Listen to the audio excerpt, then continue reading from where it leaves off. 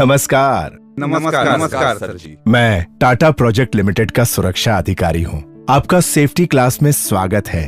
भाइयों, इस क्लास में आने का उद्देश्य कंपनी, वातावरण और अपनी सुरक्षा के बारे में सीखना है। आप ये कहेंगे कि हर कोई अपनी सुरक्षा के बारे में जानता है, पर अब मैं आपको निर्माण स्थल पर विभिन्न खतरों और उनसे बचाव के बारे में बताऊंगा। दोस्तों, अब आप मुझे अपने बारे में जानकारी दीजिए। आप अपना नाम बताएं। सर, मेरा नाम रोशन यादव है। आपका घर कहाँ है? हैदराबाद। आपके घर में कौन कौन है? माँ, पिताजी, दादी, बहन और मेरी पत्नी।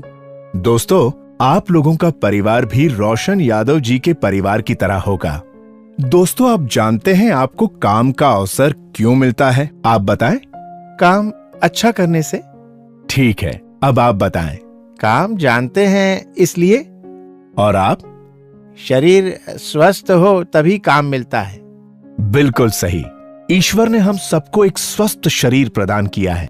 हमारे हाथ पैर सलामत हैं और प्रकृति ने हमें अपंग नहीं बनाया। अगर हम में कोई शारीरिक विकार होते तो हमारे रोजगार की संभावनाएं कम हो जाती। इसलिए हमको इस बात का हमेशा ध्यान रखना चाहिए कि हमारा शरीर ही हमारे लिए सबसे मूल्यवान वस्तु है।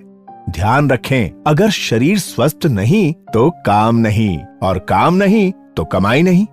अब मैं आपसे पूछता हूँ कि काम की क्यों आवश्यकता है? साहब, काम की वजह से हमारे परिवार की जरूरतें पूरी होती हैं। बिल्कुल ठीक। और इससे ही हम अपने बच्चों को अच्छी शिक्षा दिला सकते हैं। बहुत अच्छे। अब शायद आप मेरी बात को समझ रहे होंगे कि क्यों हमारी सलामती जरूरी है, क्योंकि हमारी सलामती ही हमारे परिवार की सलामती है। मैं इस तरह के प्रश्न आपसे इसलिए पूछ रहा हूँ क्योंकि जब परिवार है तो उसकी कुछ जरूरतें भी हैं, जैसे कि बच्चों की पढ़ाई, बहन की शादी, माँ का इलाज, घर बनाना, लोन चुकाना और भी कई दूसरी बुनियादी जरूरतें। कई लोगों की जिम्मेदारी हम पर होती हैं और एक दुर्घटना पूरी व्यवस्था को बिगाड़ देती है।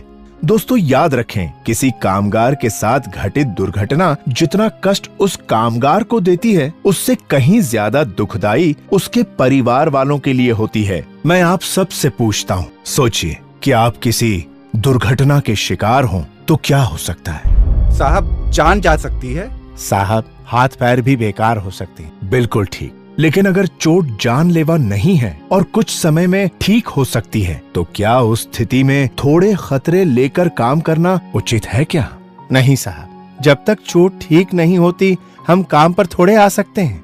हाँ, और इलाज पर पैसा खर्च अलग, और फिर आमदनी भी बंद। और कहीं कोई हाथ पैर बेकार हो गया तो बाद में काम नहीं मिलेगा। सही कहा दोस्तों। तो सोचो, एक जरा सी लापरवाही से हुई दुर्घटना कितनी मुश्किलें लेकर आती है।